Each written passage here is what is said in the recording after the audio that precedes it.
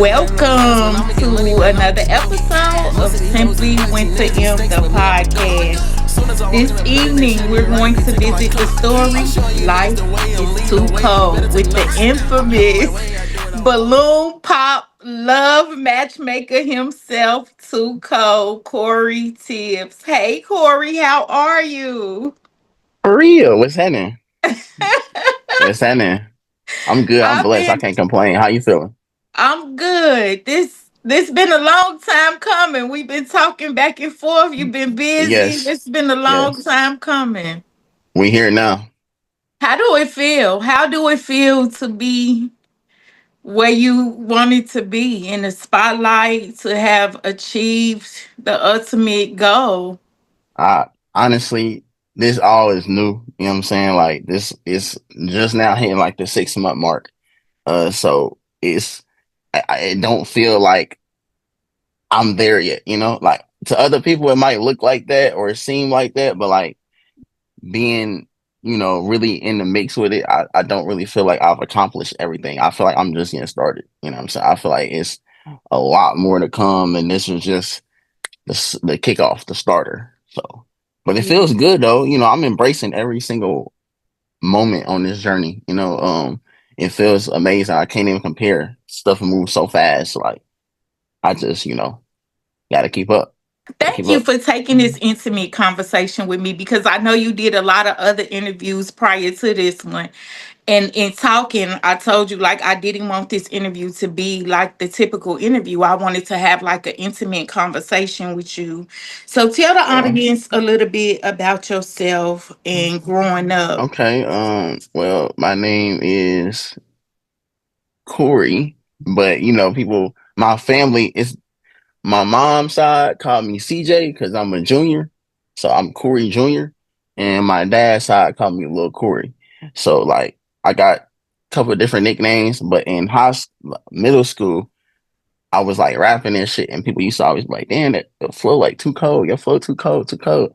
So I took the too cold from middle school and just ran with it and put it on into CJ, and it was like CJ Too Cold. So that's just how my name came apart. And I've always been energetic. I started off dancing. Like my first passion was dance before anything. So I did that like I was 2, 3 years old, all the way up until like high school. Even after high school, like we'd go to the rink on Sundays and dance battle.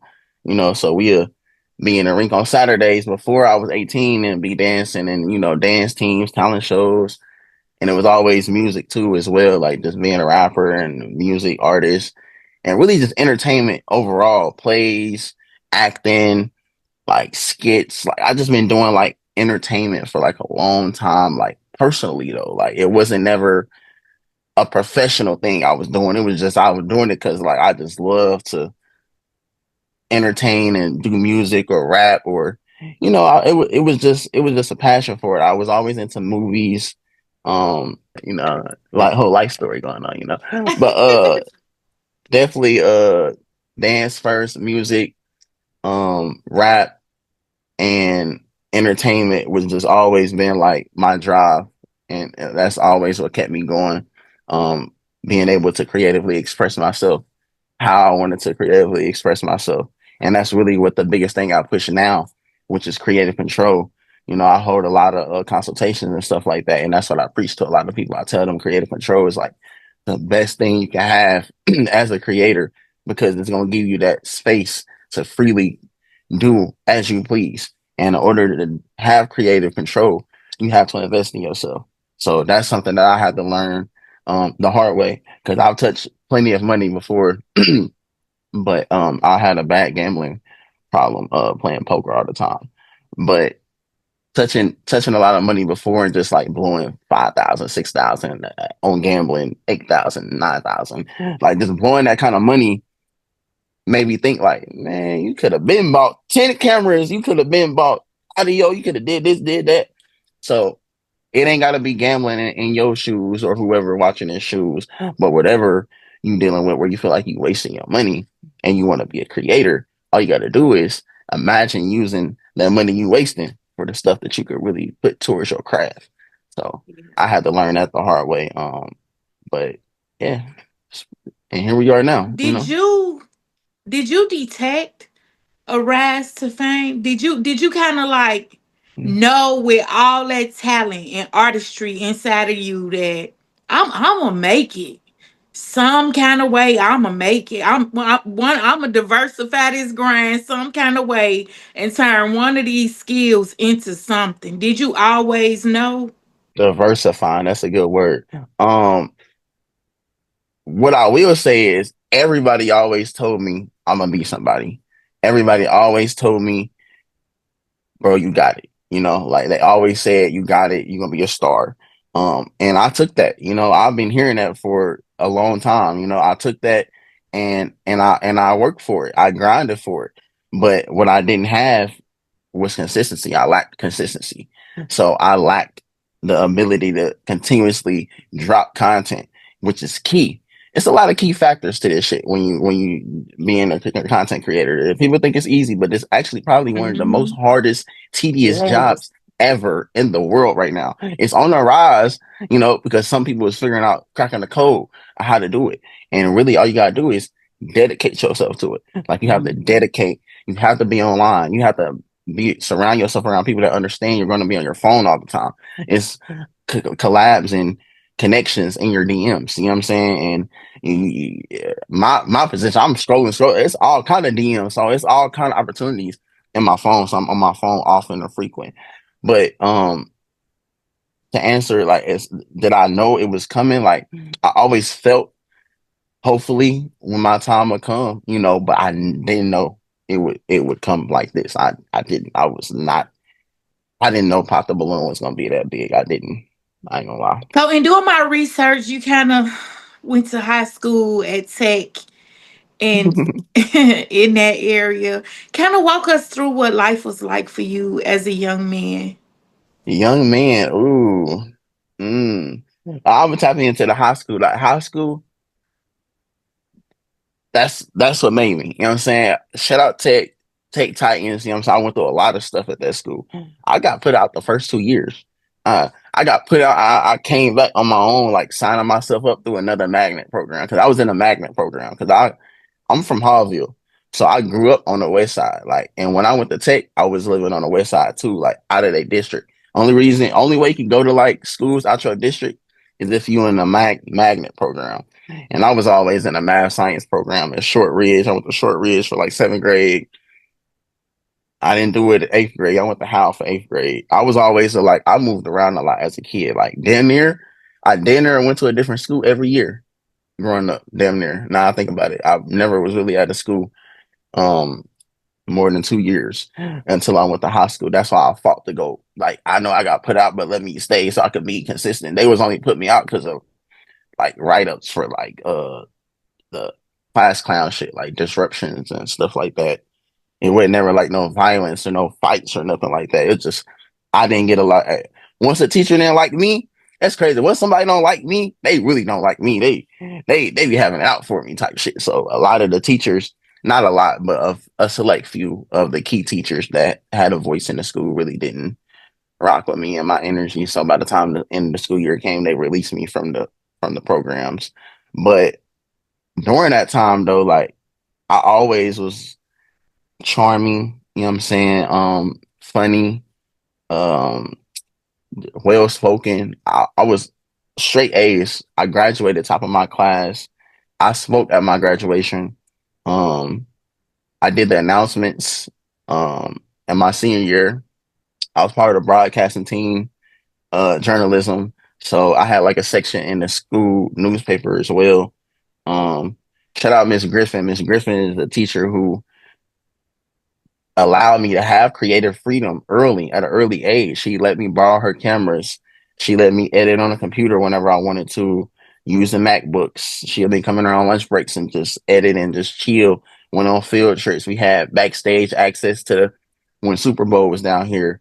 We had backstage access at Tech and where they was doing ESPN and all that. So we was down there. We got exclusive jackets from that event. Just being a part of the broadcasting team for Super Bowl. But I was active. I was in sports. I ran track. I stayed after a lot. I did a lot of extracurricular activities. I did talent shows. I was very popular in high school. A lot of people know Corey Tibbs from Tech High School. If you graduate 2013, everybody know. They know who I am. It was lit. You ready to break the ice? She said you're ready to make the ice. Come on, break it. What we on? Ain't no sense to leaving it together. We might well go ahead and break the ice. So it's been a few episodes of the show where people have hinted around to the squeak in your voice. And Mm. in in addressing that, you revealed that you had a tragedy. Talk a little bit about that, as much as you feel comfortable with. No, no doubt, no doubt. I'm sure the tragedy you're referencing to is me being shot. I I am a victim of gunshot violence. I think that's the right word. Say it right, gunshot. But either way, yes. I was shot at age 19, and I was shot in my left ear, and it came out my jaw. And that journey, just period, it taught me a lot. It taught me a lot, and I learned a lot, and I got a lot wiser early at an early age. I had my kid at an early age too, and I was the oldest. I'm the oldest kid from my mom as well, and I got three younger siblings. So I always been like advanced. Like I've always been. I had to hold the house down. I got to do the laundry. I got to cook dinner. Sometimes I got to make sure my siblings are straight. So I was prepared to be a father early. So when it was time for my kid to be born, I tapped into reality immediately. I had my CNA license at 17. I left school early at like 10 a.m. and I went to work from 12 to 8 at the nursing home. So I was definitely, always grinding.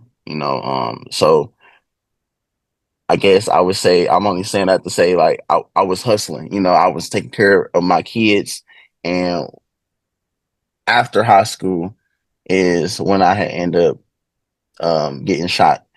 And when I had got shot, it was like it was a setup. It was a setup situation. Um, and it's real traumatizing. You know what I'm saying? Being shot close range like that, like literally like gun right here. I know God is real though, because I I experienced it being shot close range in the ear.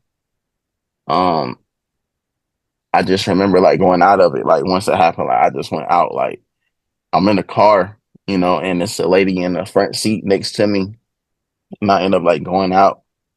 And I don't know how. I do know how. I always say I don't know how, but I do know how. It's God. But some reason, like I came back too, because the I was on a date. I was on the first date with a girl when I got shot, and she's not even from here. She from Florida, and she live here, but she live in Plainfield, so she don't be in that at all. She don't know nothing around here, and we in the city. So once it happened, like I thought it was over. Like I didn't feel it, I didn't hear it, I didn't see it, I ain't see nothing. I don't know what happened. Like I just know I got shot, and when I came to, it was just like a lot of like just blood like everywhere, like blood in my eyes, like blood on the armrest. I don't like pants. It was blood all over my pants. It was blood all over my like I'm just it's hot. I'm just it's hot. It's a lot of stuff. I'm ready to. I'm trying to breathe. Like I just had a feeling like I wanted to get out the car and just like I want to get out. I just feel like I guess I was searching for peace at that moment, like just really trying to get fresh air. Um, I felt enclosed and trapped. But I'm the girl that she in shock. She didn't call 911 yet, so I got my phone on my lap. I dialed 911 myself. 911. I hand her the phone. Like, hey, tell them. You know what I'm saying? Call the police. Call them. You feel me? So less than like 2-3 minutes, the ambulance pulled up, and They pulled up. I didn't know where I was shot at. I just know I was shot. I don't know. I don't know where. I don't know where I got shot at. So by the time the But ambulance came, um, I just remember me finally getting the chance to get out the car. And once I got out the car, like, I collapsed. I couldn't stand. I just fell. Um, and I'm laying on the grass, and I just hear the police and the ambulance ask me, "What's your name? What's your, how old are you?" Man, I'm in my head. I'm like Corey, like. But when I'm saying Corey, like, I noticed like my C's wasn't as strong as they used to be.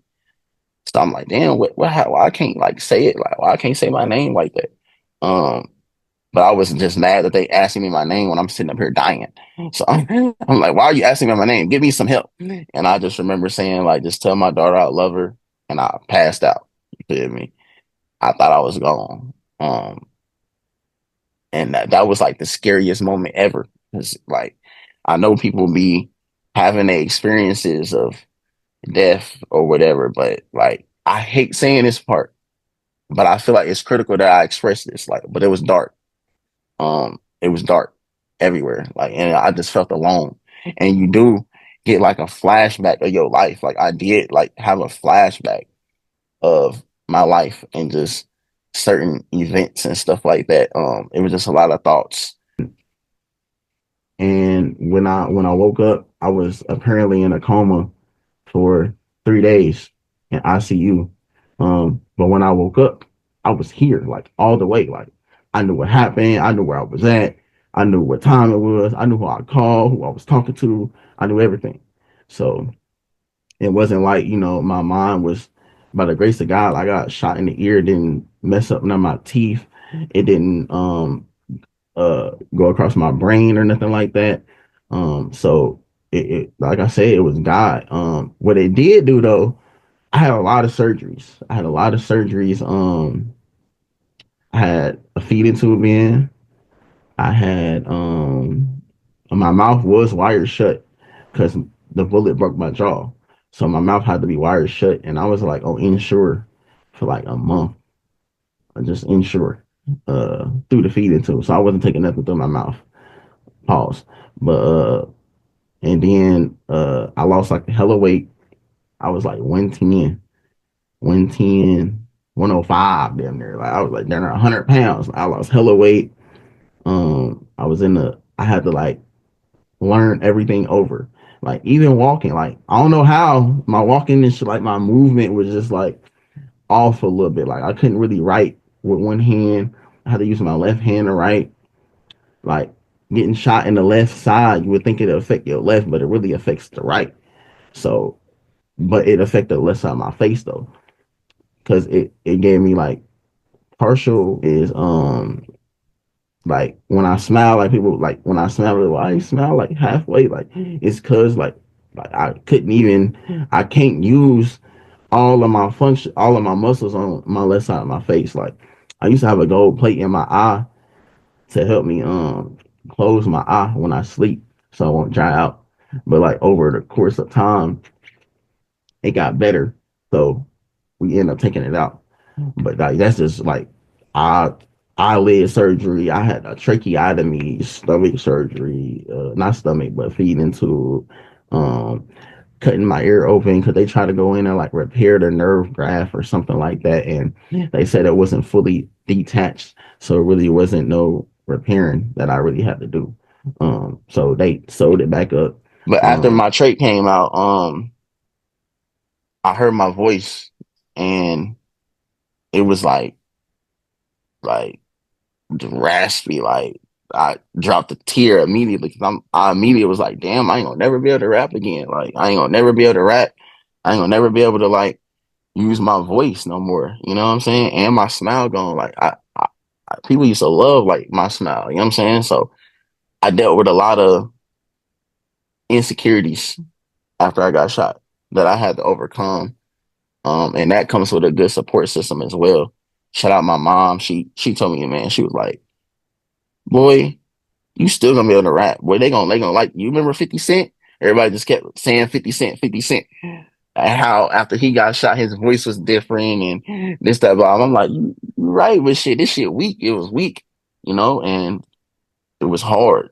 So I had like I went to a voice doctor, and like he was like just doing surgeries trying to help my voice project more. So he like, I guess, numb, or yeah, I can't remember what that dude did. He was doing something. I just know I went to him like 4 or 5 times, and something with the larynx and like how it's supposed to do this when it move, and mine only doing it like this because the left side ain't really moving like that because it's paralyzed. So we just was trying to get that other side to start moving so we can have a full projected voice. And just over a course of period of time, it just got better. It just got better and better and better.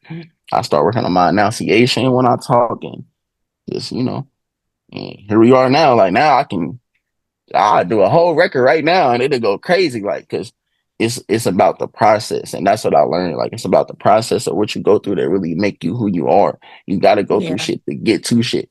Got to go through it to get to it. So I definitely went through a lot during that phase. Did the incident impact your relationships with family and friends? Like, did it make you draw in and like close yourself off a little bit to certain relationships? Hmm. I don't know about that. My family was really very supportive. I I was a straight A student. You know what I'm saying? Straight A student. I was in college. I was going to IUPY. Um, um, so I was like the good kid of the family. Like my family, I can't name one older man in my family that's like, like not a drug dealer or not in jail. Like, so I grew up with everybody drug dealers in jail my whole life. So like my mission was to steer away from that. I'm like, I gotta be the one that, I can't do, you know what I'm saying? Even though you can't control sometimes how shit go on, you get broke, you never know what you gonna do when you get broke and you older and you ain't never did no shit before. So that's that's some shit that I was tapping into too, like just doing shit I knew I wasn't supposed to be doing. Um, which ultimately led to me getting shot. I was doing stuff I wasn't supposed to be doing, but I wouldn't say it drew distance with family, to be honest, because they were just really supportive. Just relationships, period. Now, my trust, oh, my anxiety, my PTSD, no, like I'm not, like, nah, hell no. I'm every girl. I think it's a setup. Like we even thought the girl I was with, they was thinking my family thought she set me up. You know what I'm saying? But I'm telling my family like she had nothing to do with it. They just wanted somebody to blame. You know what I'm saying? They wanted somebody to take accountability for what happened.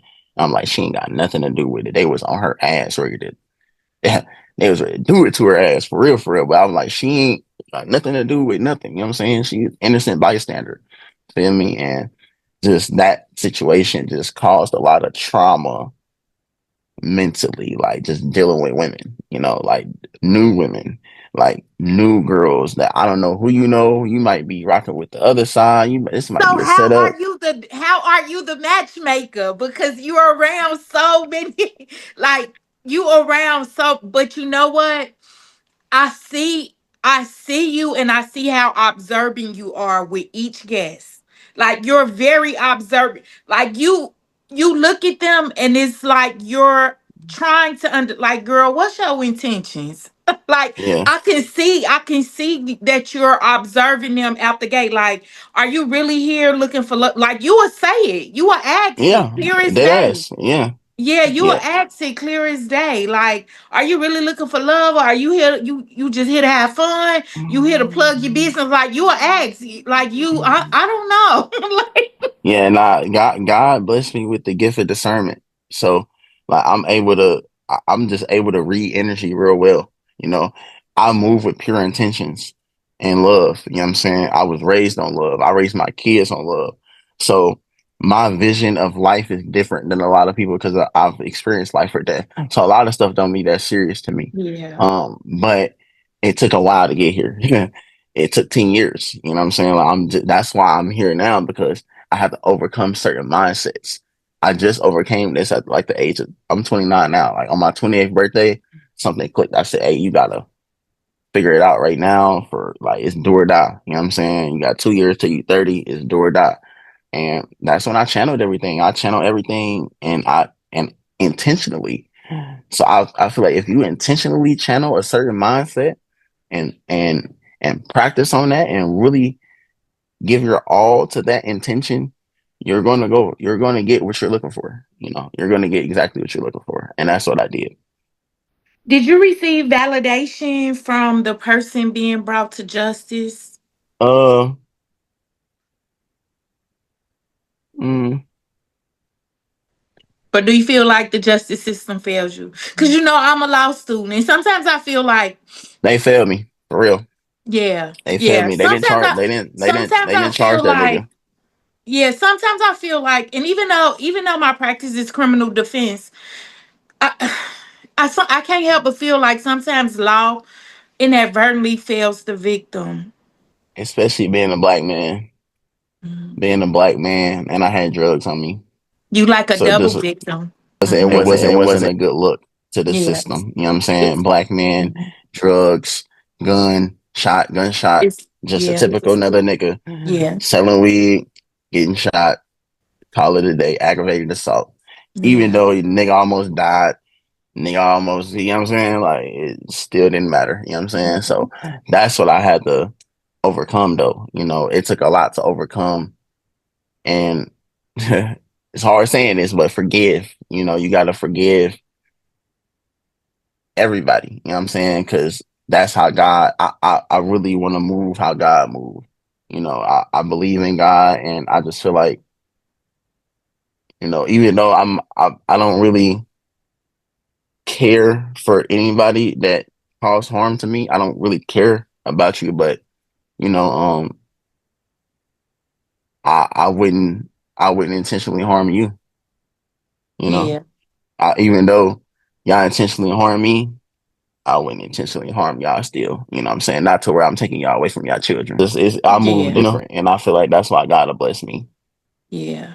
Thank you for saying that. Thank you for saying that out loud because I know that to be a fact. I know that, when you're African American male and you living in the culture and you find tragedy in the culture, the system will fail you. You will be a double victim because you will not receive justice as well as the victimization you receive through the perpetrator. So thank you for saying that. You feel like you healed from that place? Mm, Or you feel like you going through the healing process still? Because healing to me is ongoing. So and I feel like every day is a different step into the healing process. So do you feel like each day you step further into the healing process? yes, I definitely feel like it's way better than it was in 2014 and 2015. You know, is way better than what it was then. Back then, I was vengeance, anger, resilient, get back. You know what I'm saying? Mindset, murder, frame. I'm thinking everything evil. Like I used to think evil thoughts. I used to have nightmares. You know, so I grew. I really just had to really sit back and really think about what I want my life to look like. You know, and I was doing a lot of shit. Like I even did like 6 months in jail. You know what I'm saying? One time. And after I did that 6 months in jail, it was like, what are you doing? You know what I'm saying? Like, what are you doing? Like, you God save your life, not for you to be in here. You know. So after that, I think that's when it really clicked. Jail worse than getting shot. Damn near. Shit. Not like, oh no, it's just like you trapped. You know, like you trapped. So that's not nothing you wanna be in. And my dad been in jail my whole life, so I know I didn't want to go down the same path he went down, and I just you gotta nobody gonna do this shit for you. You really gotta overcome everything on your own mentally. Nobody's gonna sit here and coddle you and get you through your situations and through your trauma. You gotta seek that help for that. You gotta seek and want to heal from all your trauma and mistakes and ask for forgiveness for things you've done. You gotta want to do that, and you gotta really want to mean it. And that's just what I did. I wanted to heal. I want to heal. You know what I'm saying? But I'm just now wanting to start to heal. I'm just now starting to, and this helped me heal. Like walking into my purpose helping me. You know what I'm saying? So the show helps me heal. You know, helping people find love, that helps me heal. You know what I'm saying? Help talking to people, getting people together and networking under one umbrella for a one-on-one experience helps me heal because I know I'm doing a good thing for the people. And like in God eyes, I know he like, and he really he moving positive, you know, like he connecting people, like he really, you know. So I know God proud of me, my mama proud of me, everybody proud of me right now. that helps me heal. So yeah, Yeah. Let's move over Yeah. to the show. Can we move over to the show? let's talk about it. Our favorite thing, the show. Mhm.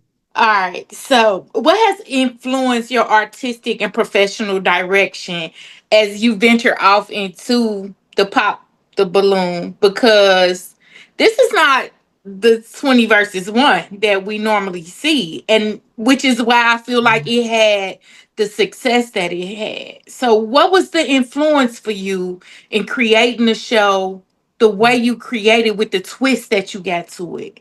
Like this ain't 20 versus 1. This is like 9 versus 10, or you know what I mean? Whoever come forth in this episode, that's who get put together as a match.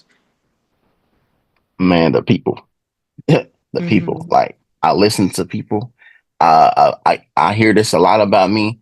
A lot of people say I stand out because I engage with my audience. You know what I'm saying? I engage. I respond to comments. I talk. I chop it up. I engage, and I feel like that's helped me create a core fan base. So with that being said, I listen to them. The people be having all the ideas.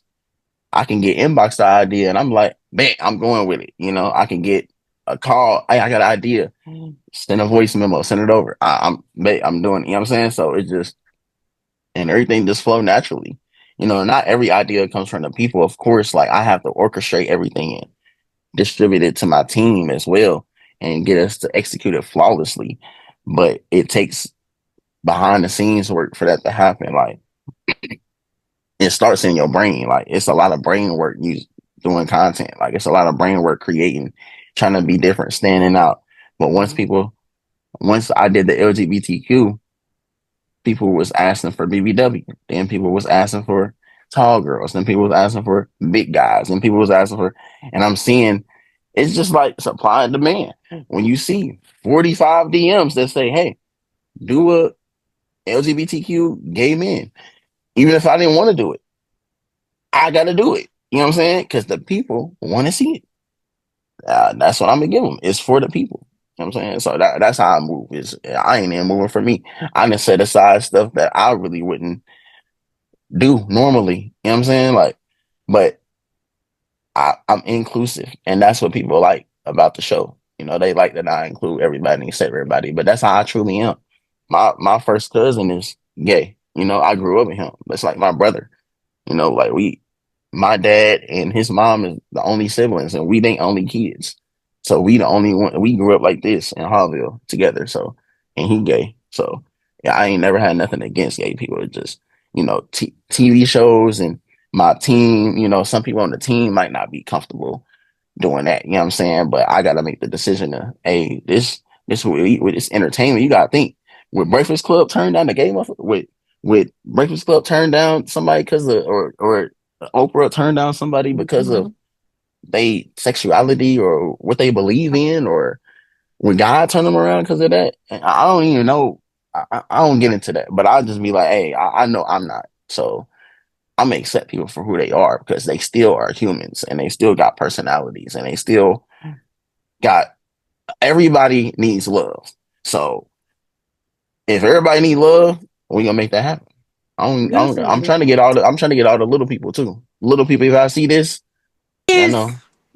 your vetting process with these candidates? Because now we gonna get into the bug crap that people talk. Like, do you Yeah. really do you really like vet them, or do you just let them come forward and say, okay, I want to be on the show, and you let them pass through? Like, is it a questionnaire that they fill out as a candidate? Like, what is the vetting process like for them to be considered a candidate on the show? First of all, we do that. We have a whole casting team. I have a casting director, and I got two other casting members. My assistant helps cast. My assistant calls the people, asks them questions. We got a whole vetting questionnaire that she has. Just making sure they serious, they single, they really looking for love. Is really another part of being inclusive is really you can answer everything right. You can answer everything right on this call and this text. And when you get there, your intentions is different. You know what I'm saying? Like you already here now, so you didn't said all this, but you go out here and clown, you know? So we, it's really not difficult to ask people, are they looking for love? Everybody's looking for love. If you're looking for love, you come on the show. You know what I'm saying? You're looking for love.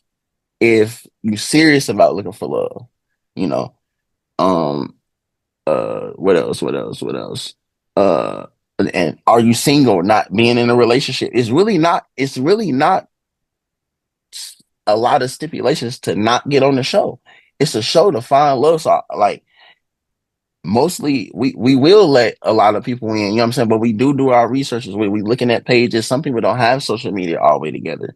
So some people don't have social media. Now that might be something we could tighten up on, is looking at everybody's social media and digging deeper into their social media. But that would come with another person on the team. Like you have to get a whole nother person to look at every single body on the list, social media, and deep dive and study them. Because that's what people be wanting us to do. It'd be unrealistic shit that we can't do right now. Like, ain't no way you want us to look at everybody's. You ain't look on their page. Yeah, we look, but we didn't see all that. You feel me? Like, how far you want us to go down? And then people tell us we need to have background checks. Like, that's like, how the thing is, we shooting this every week. Every week. It's only so much you can do in a week. Like, it's already difficult getting a cast for the week. Like, we have the cast, period, for the week. So once we get the people, then we do our due diligence. Like, you know, like we're not gonna put you on the list anyway before we talk to you. Like because I get a lot of DMs like they want to be on the show and put me on the show. So I put a lot of people on the list. Now I'm gonna put you on the list. I'm gonna get your information, add you on the list. But then once you get on the list, you're not confirmed. We all share the note. Just because you get on the list don't mean you're gonna be in the show. You know what I'm saying? We put you on the list and then you gotta go through my assistant. Then once you go through my assistant, then you gotta go through the other cast member. Shout out Lauren. You know what I'm saying? And they the ones who be in communication with most of the cast, basically. I really don't. I casted like I casted and edited the whole show, the first like 12 episodes. Yeah, the first like 12, all by myself. You know, shout out Ladina. She helped cast some of the episodes too. I ain't gonna lie. She helped cast some of the episodes too. That's who started helping me cast and stuff like that. We got an application you fill out. Even on the application, there's questions like. And so it sounds like you doing your due diligence, but the guests are the people lying. Because no tea, no shade. I've seen one of my friends' husbands. I've seen another cousin's girlfriend. And I'm just like, do Corey know? And Hell no. yeah, and we know you don't know. And out of love and respect for you, it's just like y'all stay calm. Don't tear the comment section up. Is Maybe he turn them not? up. He not to blame. Let the show be what the show gonna be. But and then it's also like they say you got favorites. Like you let people come back who shouldn't be qualified to come back, and this, that, and the third. So, like, what's the process in people coming back? And do you think it's fair that if a candidate come, they don't find love, they get to come back and try again? If even I done had people that did find love and came back, but I know in the background I've been talking to these people, so I know it didn't work out. But we're gonna get the follow up and schedule the follow up and get the reason why it didn't work out. But to be transparent, um, sometimes we might be short. Like I know a couple times we've been short, like on fellas, and I had to throw Yamin in one time, and we were short on fellas, and I had to throw J Vito in. It don't happen often. It's them the only two that I've had to have them go in the show, but they want to be in the show and they are single. You know what I'm saying? So it's still an opportunity for them to find love, but their intention wasn't to be on the show again and again. I give it a 2-turn max. I let you walk out and I let you be in the line. You know what I'm saying? I know people wanna, because every time everybody come on the show, be like, and when it's over, they be like, oh, you gotta have me back. I gotta come back. This shit, or I gotta come back. I gotta come back. Everybody always want to come back because it's really different in person. It's really a different vibe in person. So, but yeah, it's really that's really the stipulation as far as like coming back. I give you 2 shots. I give you 2 shots. How do you balance the entertainment aspect and the seriousness of the genuine search for love? Because, like, you hella fun. Yeah.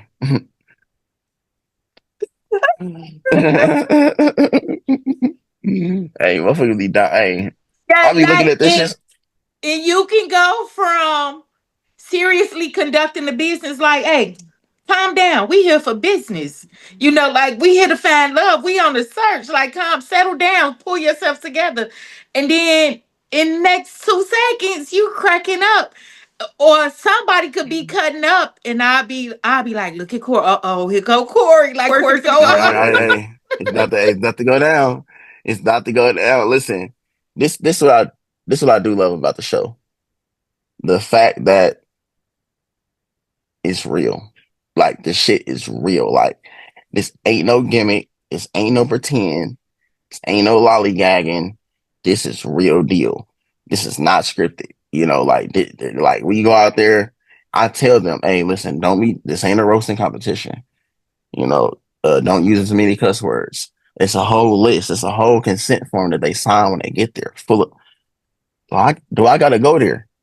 Do I look? This is what it say. It's labeled house rules and friendly request. No engagement with the audience. No gum. Speak loudly and clearly into the mic. Must disclose your edge. Be yourself. Don't do or say anything you don't want on the internet forever. Be genuine. This is not a roasting competition. We really want to find love and matches. Phones on silent. Tallest to shortest. Keep cursing to a minimum. Refrain from rocking back and forth. Keep ballooning waist level. Absolutely no pictures or filming. No hats, no hoodies, no sunglasses. Must stay into the end for your thumbnail. Nothing allowed in hands but the balloon. Any loud, belligerent, disrespectful behavior will not be tolerated. You will be escorted out expeditiously. Not using stage names. Give government names. When asked a question, please take no more than 1 or 2 minutes to answer. No gang signs.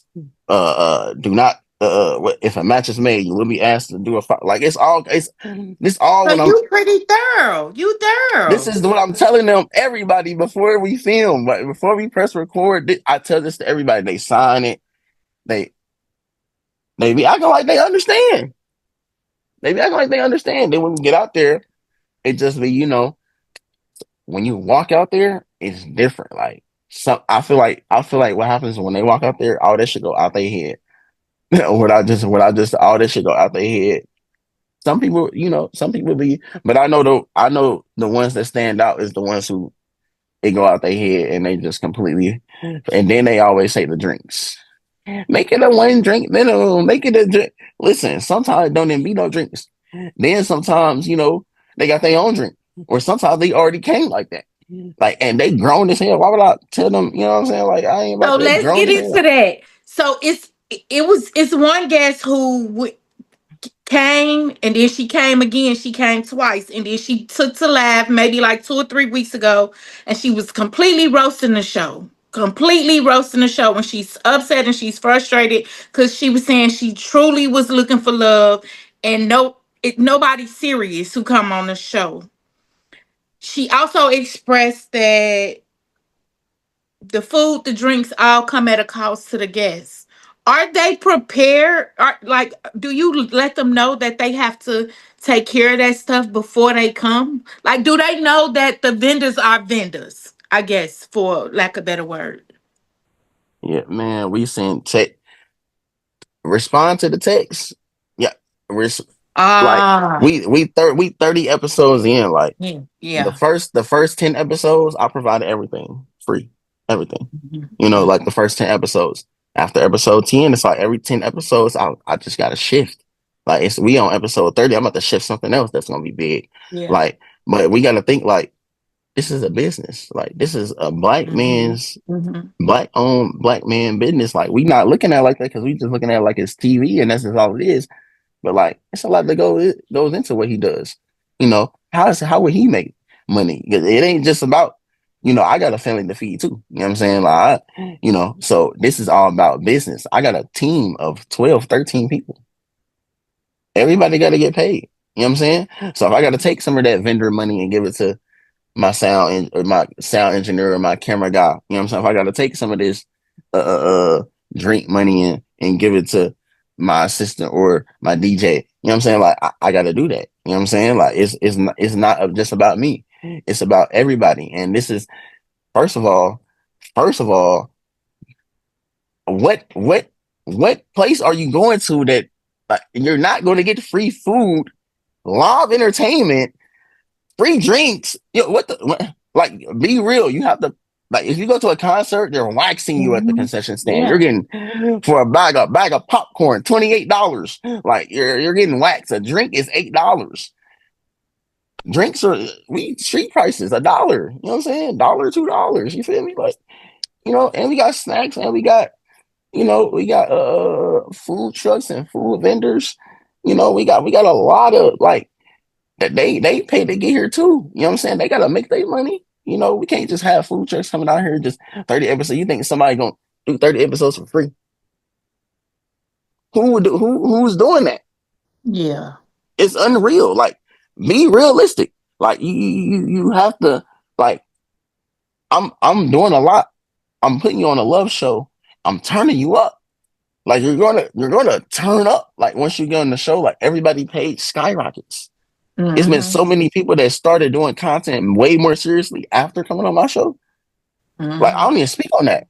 I don't even speak about like the stuff that goes on behind the scenes of how much Mm-hmm. love I get for inspiring all these people that come on the show to do their own thing. Like, when you come around, it seems like, oh, it's if he could do it, and I love that, because if they see me doing it, you can do it. You can. Right. You know what I'm saying? But you got to have it up here, that mental capability and understanding of self and no self-worth. And I know my self-worth. I know I've worked, like I told you, I've been in entertainment. You know what I'm saying? I've been wanting to do this. I've been studying it for a long time. If I see it's supply and demand. If I see an opportunity, 35 people want to come to the show. 35 people. Let's start charging $20 a pop just to come in. $20. 35 people want to come to the show. Why not? You know what I'm saying? Like, this, it's just simple economics. Like, just because I'm a young black man don't mean I can't reap the same benefits as all these rich white companies benefit off Mm-hmm. of off of us. Yeah. Circulate like the black dollar, because what I'm gonna do, I'm putting it right back into the show. That helped fund the Mm-hmm. tour. That's gonna help Mm-hmm. fund the tour. That's gonna help get, and what that's gonna do, that's gonna help get me more known, which is what that's gonna help Naptown get more known. Because all this shit is for the city, low key. You know what I'm saying? Yeah. This shit for the Nat. You know what I'm saying? Like, I'm really putting on for Nat. Like, I want to build a media hub here. Like, I don't have to leave here. I can stay here. I don't have to be a celebrity that leaves the city and forgets about everybody. No, I can tour and go and do that, but I'm coming home, so we can work on. I can work on. It's so many creators here. It's so much talent here. I don't even have to pay industry prices. We fair pricing everything around here. Like, I don't even charge that much for a lot of stuff I do. You know what I'm saying? So it's fair pricing versus going to celebrity pricing, and we can create and build here. I could turn motherfuckers up here. That's more genuine when you turn people up that ain't up there, but they want to get up there. I help that by providing my platform. So I'm sharing my platform with y'all, which is deeper than any food or drink or money that can cost, because I care about my platform a lot. You know how much time it takes to edit and put these clips out and tag y'all and go through y'all Listen. names and cut these clips and have my editor on the timeline. We drop this shit. We shoot this shit on Yes. Sundays and had this shit out by Tuesday. Tuesday. Yeah. What the fuck? We're Mm. grinding. And then we got to make reels and clips and thumbnails. And then I got to do follow ups. And I got to have one on one conversation. I got all kind of other bookings as well, hosting interviews, photo shoot, like just different shit people want me on. Let's be real, y'all. You got to be Yeah. real. Be Yeah, real they for don't know. real. They don't know what goes into the behind the scenes work. They just know what's going on in the moment. They don't know. They don't They know. they they judging the book off its cover, man. They don't even know. Mhm. Like, everybody think I'm rich or something. Like, bruh, I don't been doing this shit 6 months, bruh. How much money you think I made? Hey, y'all drop in the comments how much money y'all think I made. over 6 months. I really want to know what y'all think. And I'm then a, I'm too, a, it's really like starting a business. You lose first before you start to ever see the profit. Because you got to continue to invest to make it perfected, to turn it into what you want it to be. So you lose first, like, and I was just like, oh God, like, no, no, I don't get this money. I don't want to buy this camera. I don't want to buy no stabilizer. And my brother was like, well, quit talking to me about a podcast then, because I'm telling you what you got to do. And so I did it. I did it. Indeed. Yeah. Who? Okay, so what was your most favorite? Well, maybe not say favorite guest, but what was your most memorable moment from the first episodes? Who was your most favorite? Well, I don't want to say favorite guest, but what was your most funniest moment from the show? The one that just a memory that just stay with you always. It's so many. It's so many. I could say something special about each episode. Literally. I like how organically episode 5 came together. Like the last like few dudes got there real late, and they just organically came in there, and it was just like it was a good episode. Episode 5, I think that was the girl with the snake as well. And that just stood out. You know what I'm saying? Like it was a snake in there, and three dudes came late, matches was made. Like it was that might have been the episode too when that girl stumbled with the heel. I think that was the episode. She was Mhm. stumbling with that silver heel, and she was kept being all crazy, saying she was hot and all that. I'm like, bro, man, listen, it was just a lot going on in that episode. I ain't gonna lie, it was a lot going on. Episode 7 too, Lexi, she called that nigga weak.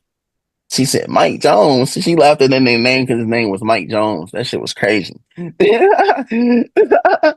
Shout out Lexi. That shit was crazy.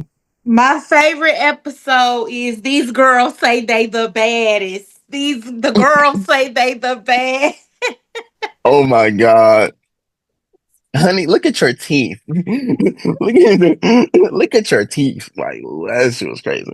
I like that episode because I watched you flow through a range of emotions. I watched you go from Yes. happy to entertain to sort of like the guardian, like settle down now, all of you, to Yeah, nah, like I yeah, frustrated to I said stop and I mean it now to I'm conducting business. Like yeah, I like that episode a lot because in that episode we got to watch you be in control of what mm, it was that you got going on. Like we got to watch you bring disorder to order without ever raising your voice. It was a look over to yeah, this side, and it was that's enough over to this side, and it was over in a split second. yeah, So that's why I yeah, enjoyed that episode a lot because you so silly and funny and quirky till it was just like, oh,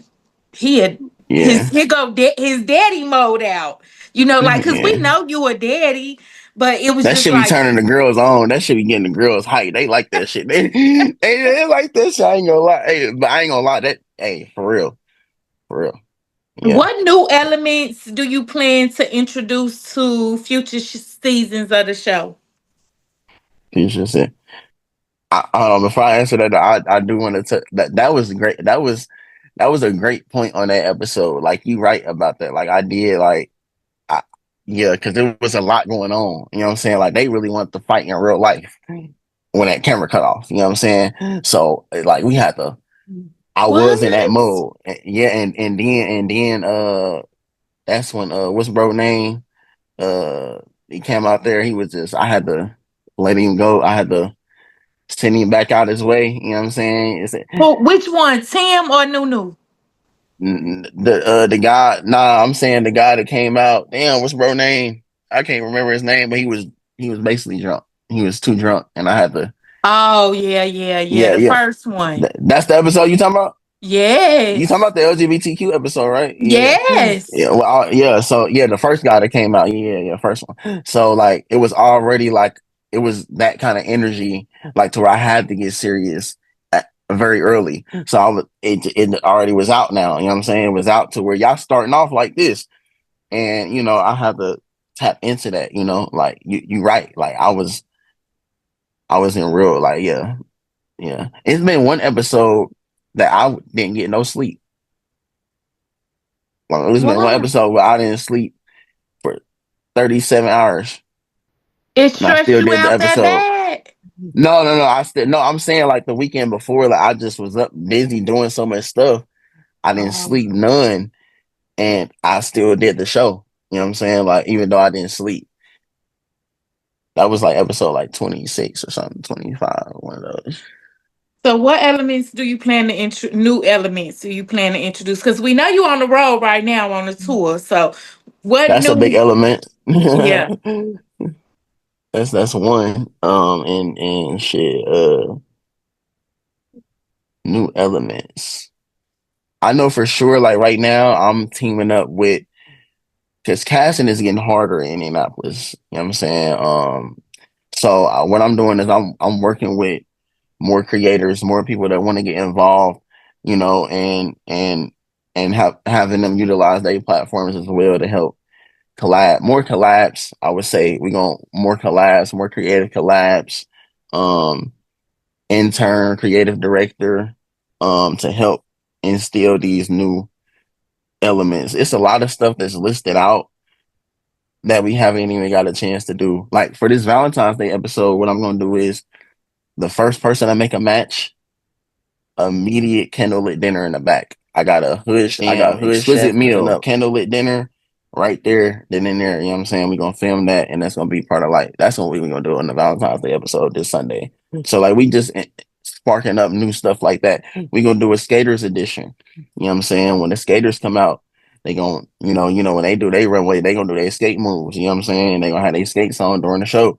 So you gotta be interested at least with dating the skater. So yeah, we just gonna have that, That sound dope. How do you yeah. envision involving the interaction with the audience? Like the audience is everything, and they travel Yes, from far and wide. Like I've seen people come from Georgia, I've seen people come from Kentucky. Like people really Detroit, people really drive far and wide to that's a good just be a question. part of that audience. So how Yes, do you they plan do. to get them more involved in the show?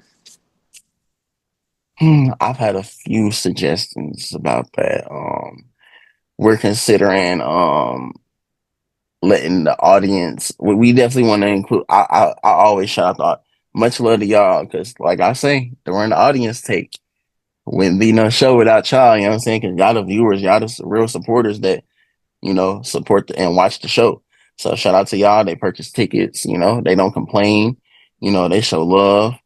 And they be excited to be there. So we definitely, I would say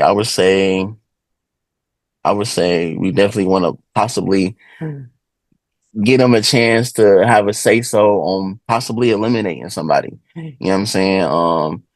Possibly shooting a shot eventually, Oh, shooting a shot eventually, and see how that would work.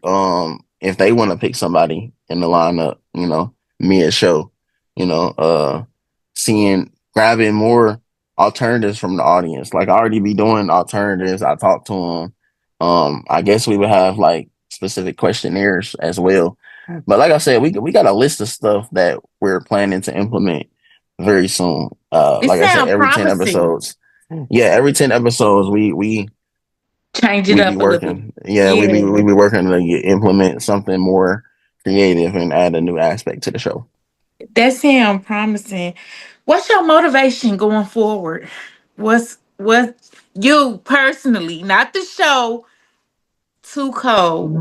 What you looking forward to yourself? Cause we know you do music while you sitting back hiding that talent.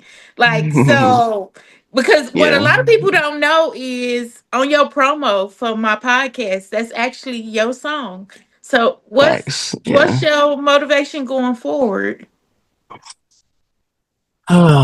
Well, for one, just thanking God for every day through the process, embracing every moment every day. individually, living in that moment, because that's important. That's how you truly live your life. Not really going too crazy on what you gonna do. Like, have your plan, of course. Move with intention and goals. But to focus on that, like my mind on that every day, all day, I'm more so in the now. Man. But I truly, truly want to turn my YouTube channel up even more. I really like. I want to be a daily dropper. Uh, I preach consistency, but the show is a lot, to drop so often every week and be on top of cat and still have a regular life. It's a lot. So I would say just really focusing on building my channel into its own network. Maybe launching, not maybe, but launching other shows as well, spin-off shows, speed dating show. I'm really about to get into speed dating as well. We don't have no Indianapolis speed dating going on like that, so I definitely want to tap into that as well. I really got a lot of goals set for myself, but right now my focus is family. You know what I'm saying? I want to make sure I get my family into a house. Like, I want to. Right now, I just want to, get a house for real. For real. I want to You get a you nice carry them house. on your back like cause I snoop. Like when I'm gonna do an Yeah. interview with somebody, like I snoop, like I dig into whatever I could find on social media. And like I think like you deserve your flowers, like the way like you carry them, not just, your children, but the rest of your family, like how you laid everything out for Christmas and stuff like that. Like you deserve a standing ovation for the young man that you are, and the way that you not just taking this as personal wealth and success. Like you determined to take your family with you, and Yeah. that's to be commended. What message do you hope to convey to the audience about your journey? Mm, message I would. That's a good one. I definitely would say, um, it's possible. You know, Hmm. you gotta really want this shit. You gotta really want this shit. Like, the message I hope y'all see is dedication. It's not just the surface level. You gotta dig deep. It's like serious. You hear all the celebrities say it, and it sounds like so easy. Like, Hmm. just do it. Be consistent. No, it's more. You have to really be consistent.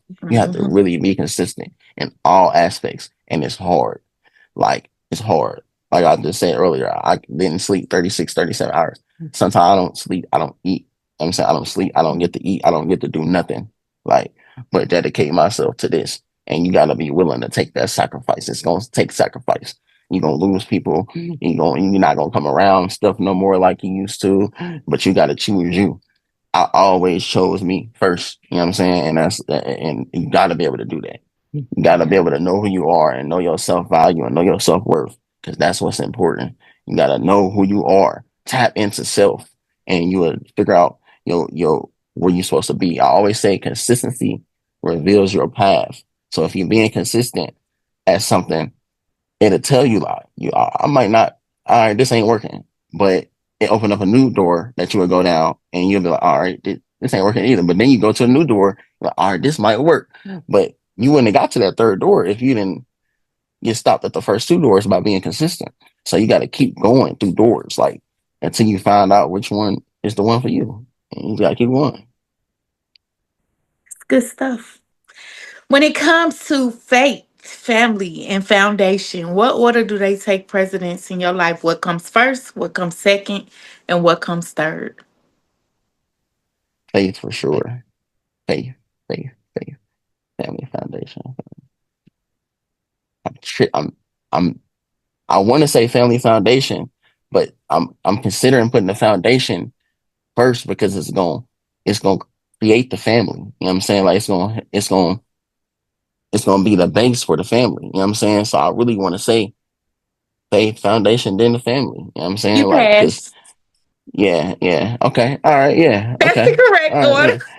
There we go. There we go. There we go. Yeah, You my yeah. second guess. You my second guess. I'm talking about you episode 21 for me. You episode 21, but you my first high profile. Okay. And High profile. you the second guess to ever get it right.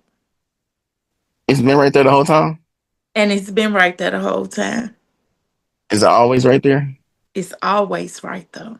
I didn't even say it until you said something. I didn't even It's see the it on line. me. It's the line off the Best Man when Morris Chestnut is locked up in the It's that's my favorite movie.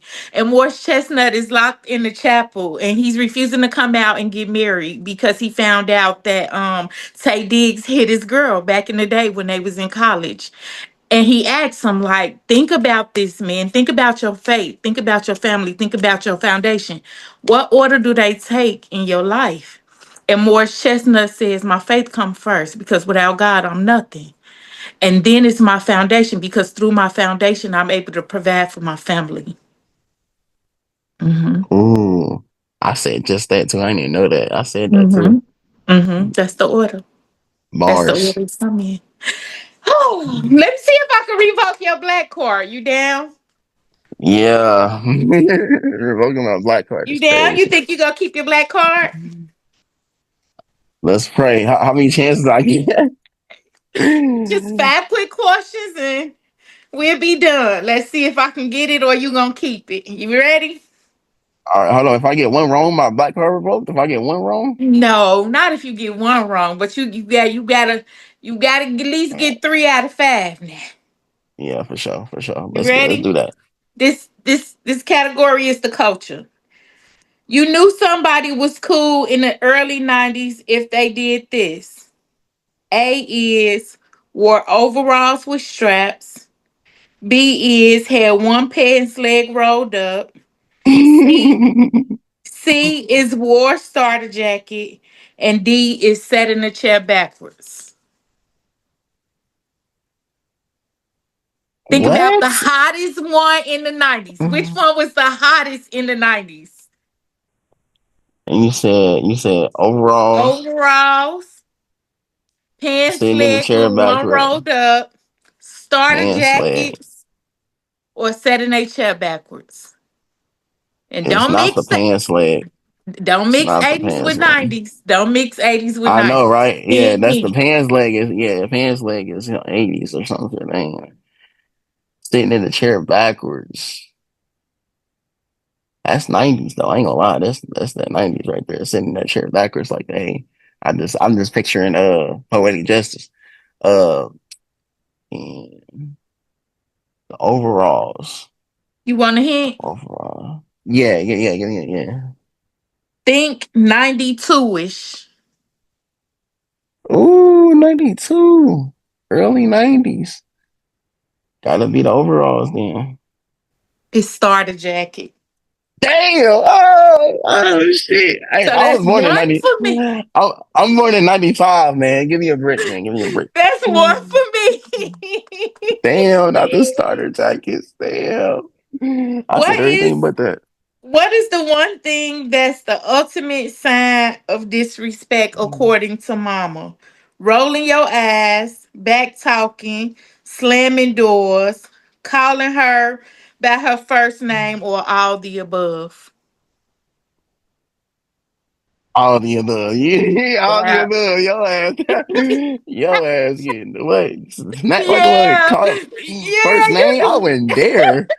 What the If you hell? do any of that, you out of it. Facts. All Facts. right, so music. What song is considered the millennial Negro spiritual? A is the intro to Dreams and Nightmares. B is Nuck If You Buck. C is Wipe Me Down. D is Swag Surf. Negro spiritual is crazy. How you got all these good songs on here? Like, this ain't fair. I What did the not hell? create this game, first of all. This is all Negro spiritual. like dreams and nightmares. You know what But swag think surfing on, you millennial. know? Think millennial, Millennial. Oh, Negro. millennial. Think Millennial. millennial. Millennial. That's 100 years, right? That's the last 100 years. Millennial. Think think the generation of There we these go. I need songs. one. Yeah. Think of one of these songs that might have been popping around the time that B2K and them was hot. Yeah. Okay. You got dreams and nightmares. You got swag surfing. You got wipe me down. And what else? That's it. Nuck if you buck. I'm not confused. Mm. Swag surfing. I can't go with swag surfing. Man, I got this swag. Hey, listen, That swag. I'm that's going your with swag final surfing. answer. Yeah, I'm going with swag surfing. It's swag surf. Yeah, hey, yeah, got to. Hey, listen, that you turn that on anywhere, you got to go crazy. You got to go It's crazy. it's swag surf. Uh, a dating question. Since you the matchmaker, Mm. you know a older black couple is in love when they A, wear matching outfits, B, go out to line dancing, C, make it more than 30 years, D, sleep in the same bedroom. Older, think older couple. Yeah, not older couple. Definitely matching outfits. C, make it more than 30 years. Damn. They in love. They in Yeah, love. in love. Nah, All for right, real. we tied up. I got It's, two it's, and it's, you got two. oh, This is shit. according to Mama. This is according to Mama. What's Mama. something a black mama might tell you before leaving for school and you haven't done your chores? I brought you in this world. I'll take you out. Damn. Don't let nobody play in your hair. Come straight home. Beat up your bullies or I'ma beat you up. After you ain't did them chores, your ass coming Mhm. straight home, gang. You Yeah. gotta come straight home. You gotta go straight home. Bring your ass right home. That's your ass. Yeah, yeah, yeah. Thank you. Thank you so much for joining me for this hour. Thank you for sharing with my platform a little bit about who you are and what it is you stand for. I appreciate you so much for giving us this insight into what it is you about and what it is the goal of the show is. I look forward to seeing you at Pride, you and Big Sexy, because I will be Yes. there. I will Yes. June still be 14th. in them comment sections every Tuesday night. I don't Hey. know. I might stop in and be in the live audience one day. I'm shy, so don't come over there by me. I'm coming right to you first. Everybody say that. When everybody say that, I'm coming to you first. Nah, yeah, definitely. Thank I'm you. definitely. No doubt, Thank no you. doubt. Thank you so much. Thank you all, my audience. Tune Thank in y'all. next Yeah. month as we head Have a good down to night, the 8th. everybody. I'm Winter, and I'm out. Soon as I walk in the building, they treating me right, they taking my coat. I'm showing you niggas the way, I'm leading the wave, you better take notes. I'm having my way, I do what I want.